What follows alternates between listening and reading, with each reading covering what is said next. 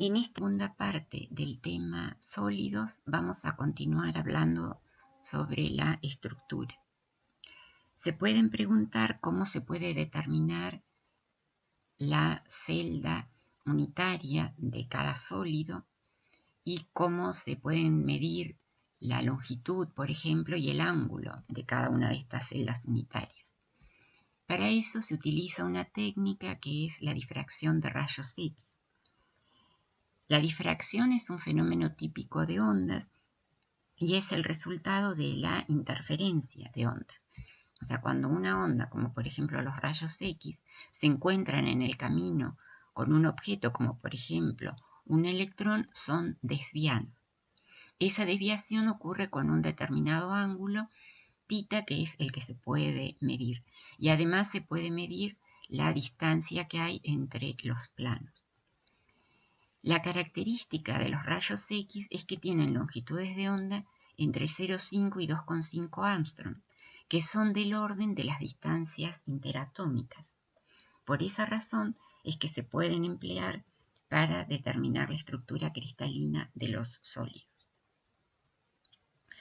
En la universidad hay un equipo de difracción de rayos X, así que es probable que hagan algún práctico o bien alguna investigación en la cual lo usen.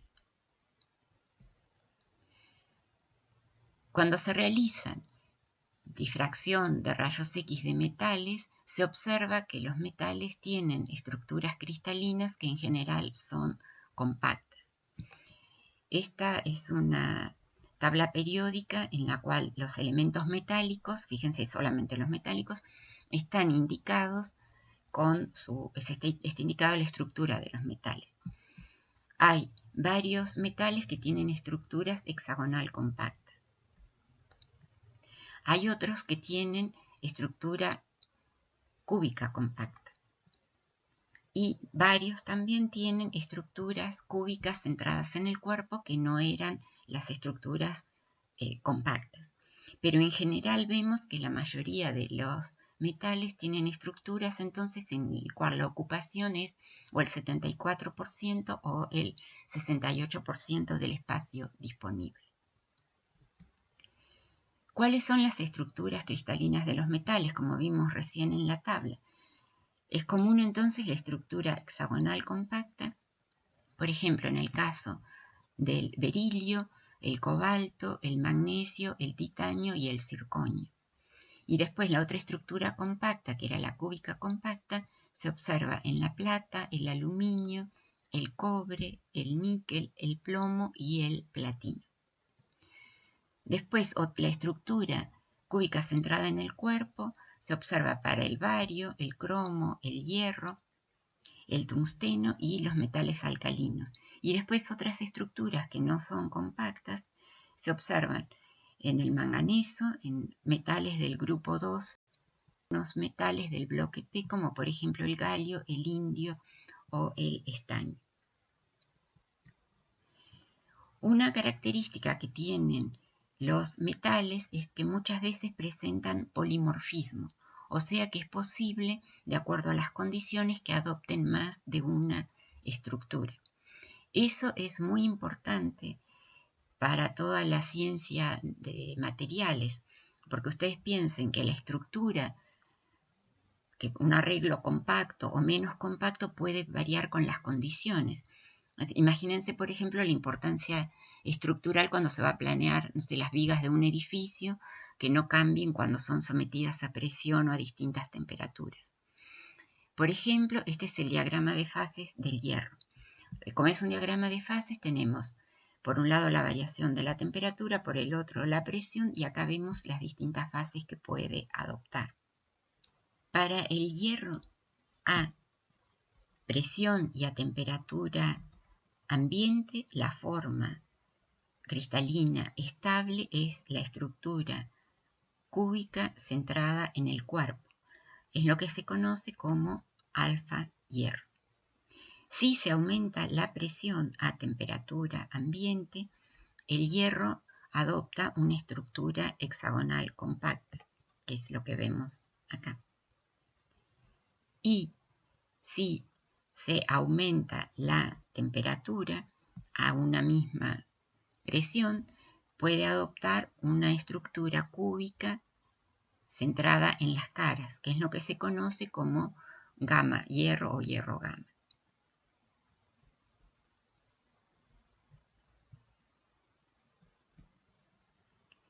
Las aleaciones, habíamos dicho que son combinaciones de elementos metálicos y se pueden preparar de distintas maneras. Una es mezclando los componentes fundidos. En este caso se ve una foto de un atomizador que permite producir polvos metálicos finamente divididos, que es el que se usa para también obtener aleaciones. En este caso se trabaja con partículas que tienen un diámetro entre 10 y 200 micrómetros. Las aleaciones pueden ser soluciones sólidas homogéneas en los cuales átomos de un metal están distribuidos de manera aleatoria, o sea, al azar, entre los átomos de otro metal. Pero también pueden ser compuestos que tienen una composición y una estructura interna definida. Hay distintos tipos de aleaciones. Aleaciones sustitucionales son aquellas en las cuales un átomo es reemplazado por otro. Esta es la estructura del metal y vemos que una esfera roja es reemplazada por una esfera azul. Eso es un ejemplo de una esfera sustitucional, como por ejemplo la plata de Ley. La plata de Ley tiene 92,5% de plata, un 7,5% de cobre.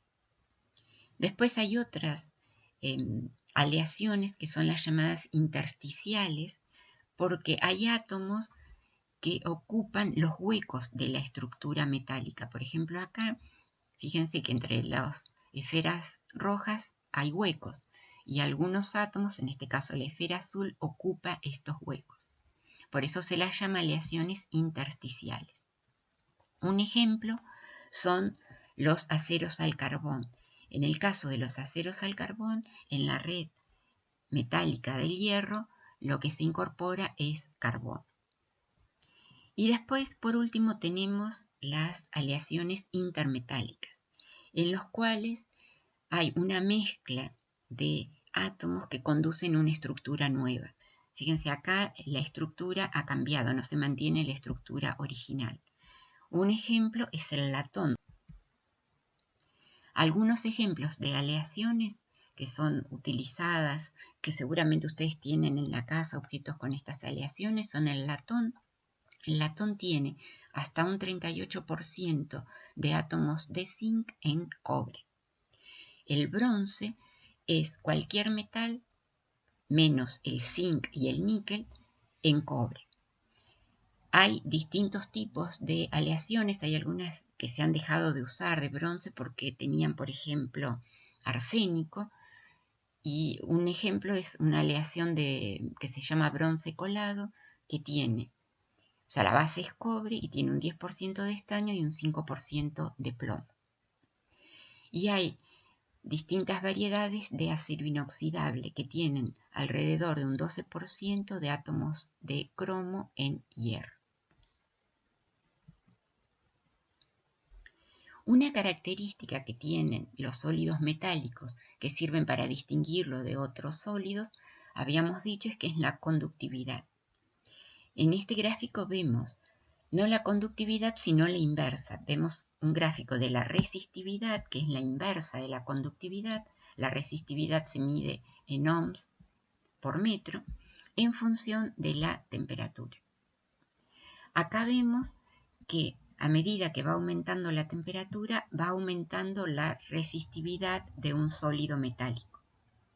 O sea que la conductividad de un sólido conductor metálico disminuye cuando aumenta la temperatura.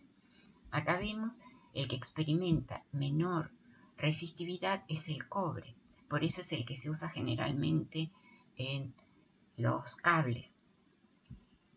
Después tiene el aluminio menor una menor conductividad, y el que tiene menor conductividad de todos, de estos tres, es el tungsteno. Hay otros sólidos que son muy importantes en la vida actual, que son los sólidos semiconductores. Ustedes saben, los semiconductores son los que forman parte de todos los dispositivos electrónicos que usamos hoy en día. La característica que tiene un sólido semiconductor es que a una temperatura cercana a la temperatura ambiente tienen una resistividad alta, y que a medida que va aumentando la temperatura va aumentando la conductividad. Entonces, para un conductor metálico, la conductividad disminuye cuando aumenta la temperatura. En cambio, para un semiconductor, la conductividad aumenta. Un ejemplo de un semiconductor es el germanio. Acá tenemos entonces una comparación de la conductividad en función de la temperatura para distintos tipos de conductores. O sea, esta es la conductividad medida en Siemens por centímetro a la menos 1 en función de la temperatura absoluta. Y vemos que un metal tiene elevada conductividad y va disminuyendo a medida que aumenta la temperatura. El semiconductor, habíamos dicho que a bajas temperaturas no conduce, y a medida que aumenta la temperatura, aumenta la conductividad. Y después hay otro tipo de sólidos que son los superconductores, que se trabajan mucho, se hacen muchas investigaciones para buscar nuevos superconductores, porque fíjense ustedes qué pasa. Un superconductor a una temperatura más o menos normal tiene una baja conductividad, pero cuando la temperatura disminuye, o sea, cuando se acerca al cero absoluto, la conductividad tiende hacia el infinito. Por eso se los llama superconductores, o sea, tienen una resistencia que tiende a cero. ¿El problema cuál es? El problema es la baja temperatura a la cual manifiestan superconductividad. Gran parte de la investigación que se realiza hoy en día en este tema es buscar materiales que presenten superconductividad a temperaturas más cercanas a la temperatura ambiente. Los sólidos metálicos habíamos dicho que se caracterizaban porque los electrones estaban deslocalizados en todo el cristal. Esto se puede explicar por la formación de bandas. En el caso de los sólidos metálicos, no hay orbitales moleculares formados por dos átomos, sino, como se ve acá, hay muchos átomos uno al lado de otro. Entonces hay grupos de orbitales moleculares que tienen pequeñas diferencias de energía. La variación de energía en este caso no está cuantizada, sino que es continua, porque la diferencia de energía entre estos grupos de orbitales moleculares es muy chica. Así se forman las bandas. Y hay bandas, distintas bandas que están ahora sí separadas por brechas de energía. Esto es lo que se conoce como la teoría de bandas, que diferencia a los metales de los aislantes. ¿Cómo se forman las bandas, entonces, de acuerdo a la teoría de orbitales moleculares? El átomo de litio tiene un orbital de valencia 2s con un electrón. Cuando se combinan dos átomos de litio, vimos la clase anterior, que se formaba un orbital molecular enlazante y un orbital molecular antienlazante. Cuando se combinan tres átomos de litio, se forma un orbital molecular enlazante, un orbital intermedio y un orbital molecular antienlazante. A medida que se van incorporando más orbitales atómicos, como todos los orbitales son orbitales 2s, o sea, todos tienen la misma energía, lo que se forma en realidad es una banda. Estas bandas ahora entonces se forman por combinación de una cantidad n de átomos de litio. Cada átomo de litio aporta un electrón, por lo tanto estas bandas quedan semillenas. Eso permite que los electrones ahora estén deslocalizados y que se puedan mover libremente a lo largo de toda la banda cuando se lo somete al metal litio a un campo eléctrico externo. Lo mismo ocurre con otros metales que pueden tener disponibles orbitales atómicos S, P, D o F, y se van a combinar entonces una cantidad N de átomos que van a formar una banda. En esta banda, ahora dijimos, no hay una diferencia de energía, sino un continuo. Y los electrones se van a poder mover libremente a lo largo de la banda cuando se aplica un campo eléctrico externo, siempre y cuando esta banda no esté completa. O sea que la conductividad es una propiedad de las bandas que están parcialmente llenas. Como los núcleos están ordenados en posiciones determinadas de la red cristalina, los electrones se pueden mover sin ningún problema. Cuando se aumenta la temperatura, la vibración ahora de los núcleos produce un aumento de la resistencia, porque los electrones no se pueden mover tan libremente. Un elemento puede tener orbitales ns y np separados con una diferencia de energía bastante grande. Si la banda S está completa y la diferencia de energía con la banda P es muy grande, en este caso ese elemento no va a ser conductor de la electricidad. En cambio, si la separación entre la banda S y la banda P no es muy grande, puede existir un solapamiento de bandas. De esa manera, si la banda S está completa, de todas maneras el elemento puede ser conductor porque se van a poder mover ahora los electrones también en la banda P. Así podemos entender la formación de distintos elementos aislantes, elementos metálicos o elementos semiconductores. Para eso vamos a considerar la diferencia de energía entonces que hay entre las bandas. En color celeste están las bandas ocupadas y en color rosado las bandas vacías. Si entonces la diferencia de energía entre la banda ocupada y la banda vacía es muy grande, este elemento es un aislante. Si la banda de menor energía no está completa, sino está semillena, este elemento va a ser un elemento metálico. Si la banda de menor energía está completa, pero está solapada con la próxima banda, que está vacía, en ese caso este elemento también es un metal. Y si la diferencia de energía entre la banda ocupada y la banda vacía es chica, en este caso el elemento es un semiconductor, porque por aumento de temperatura puede poblarse la banda vacía.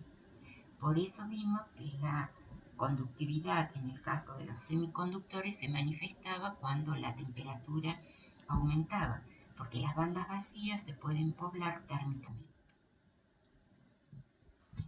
Ahora vamos a hablar de sólidos iónicos.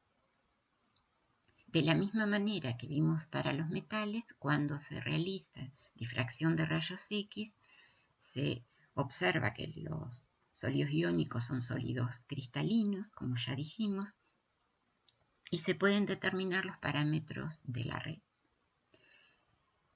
Ya sabemos que los iones van a estar empaquetados, van a estar juntos por interacciones electrostáticas y se ordenan de tal manera que las cargas opuestas estén lo más cerca posible para que la atracción sea máxima y los iones que tienen igual carga van a estar separados lo máximo que se pueda para minimizar la repulsión. Ahora vamos a tener un catión, que en este caso es la esfera más chica en color lila, rodeado de aniones, que en este caso de color verde y las esferas más grandes. Ahora, dependiendo del tamaño del anión y del catión, el número de coordinación va a ser distinto. O sea, el catión va a tener un número de coordinación determinado de acuerdo a su tamaño y el anión va a tener también un número de coordinación propio. Si tienen esferas de distinto tamaño, pueden intentar ordenarlas y van a ver que si los tamaños son muy distintos, ahora no van a poder ordenar las esferas de la misma manera que, como vimos en la clase anterior, en un empaquetamiento compacto. El empaquetamiento, en este caso, es muy probable que no sea tan eficiente si las esferas tienen tamaños distintos. Ahora vamos a comenzar a ver algunas estructuras observadas para compuestos iónicos. Generalmente, como hay tantos compuestos iónicos, la estructura se refiere a algunos compuestos modelo, que son los que vamos a ver ahora.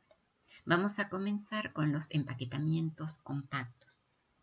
Primero vamos a ver el empaquetamiento cúbico compacto, que recuerdan ustedes es el empaquetamiento cúbico centrado en las caras. La primera estructura que vamos a ver es la estructura tipo Salgema, que es la estructura del cloruro de sodio. Tenemos los cationes sodio, son las esferas anaranjadas, y los aniones cloruro son las esferas verdes. El número de coordinación en este caso es 6, tanto para el anión como para el catión. Y se observa, además del cloruro de sodio, en el óxido de calcio, el sulfuro de zinc, el cloruro de plata.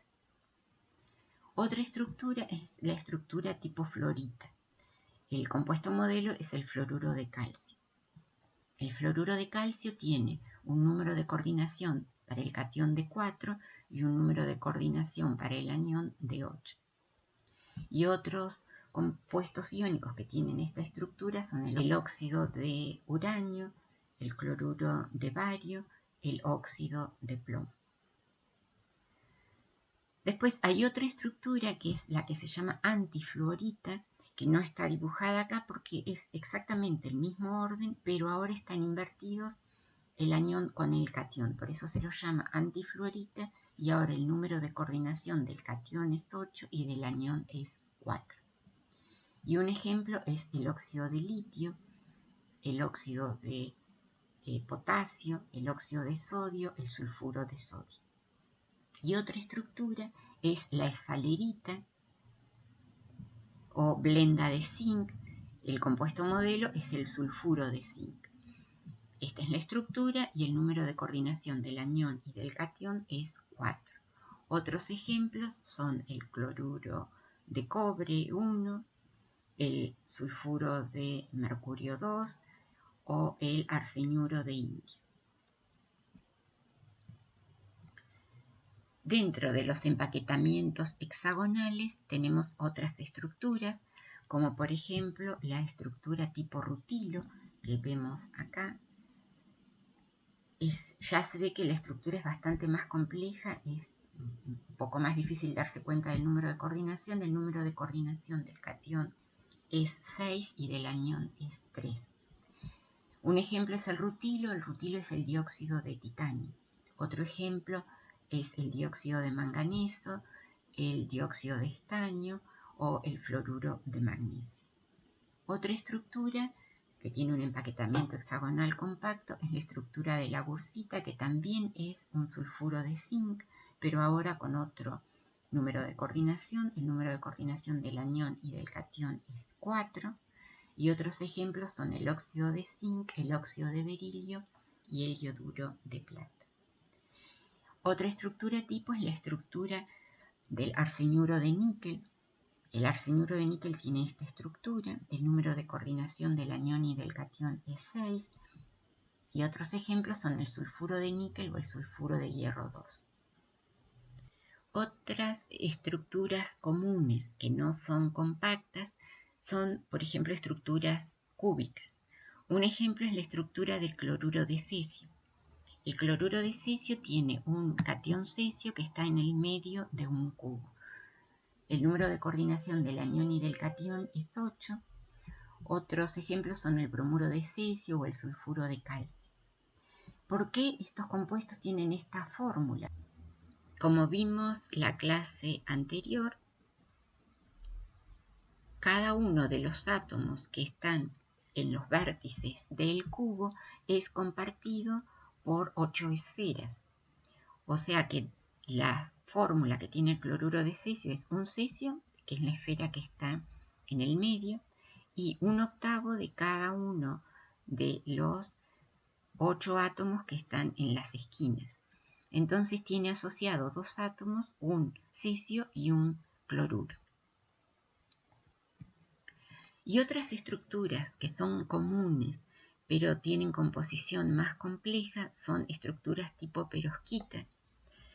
En el caso de estructuras perovskita ahora ya tenemos 3 átomos distintos. Hay un átomo A, un átomo B y un átomo X. Son algunos ejemplos de perovskitas: óxidos de calcio y de titanio, óxidos de plomo y circonio, óxidos de lantano y hierro.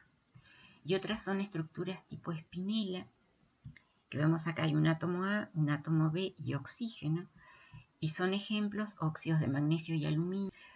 Hay muchas estructuras que se están sintetizando constantemente buscando nuevos compuestos o compuestos con nuevas propiedades.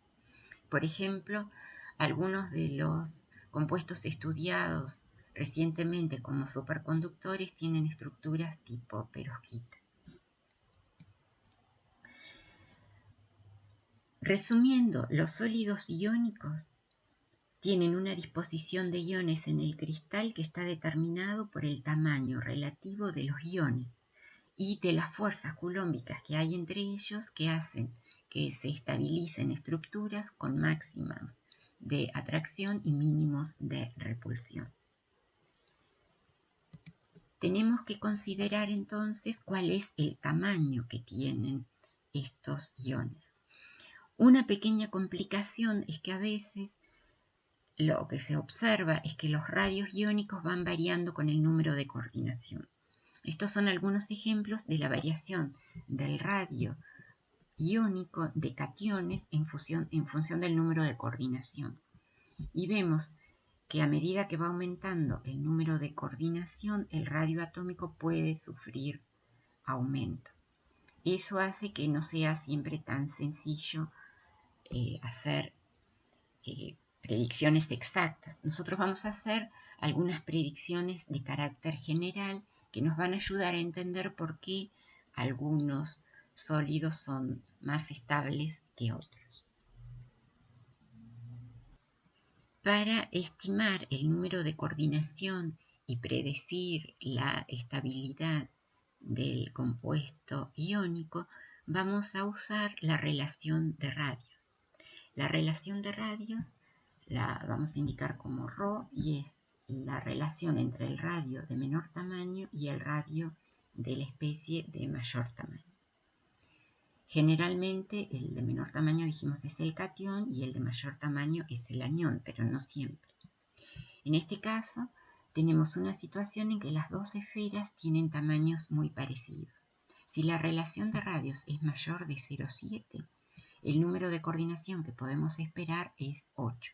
O sea, podemos colocar entonces varias esferas alrededor de la esfera central, de tal manera, dijimos, que la atracción sea máxima, la repulsión mínima. Cuando ahora la esfera de menor tamaño es más chica, por ejemplo, la esfera anaranjada sería el catión, ¿qué ocurre ahora? No podemos colocar tantos aniones alrededor porque comienzan a experimentar repulsión entre ellos. Podemos colocar ahora menos esferas, el número de coordinación es 6. Cuando la esfera de menor tamaño es más chica todavía, la relación de radios está entre 0,2 y 0,4, el número de coordinación que podemos esperar es 4. Y si la esfera de menor tamaño, el catión, es todavía más chiquito, podemos colocar solamente 3 esferas alrededor de la esfera central, de tal manera de evitar la repulsión que desestabilice a todo el sistema. Eso se da cuando la relación de radios está entre 0,1 y 0,2. Estas son entonces algunas reglas muy sencillas que vamos a usar para estimar estabilidad de los compuestos.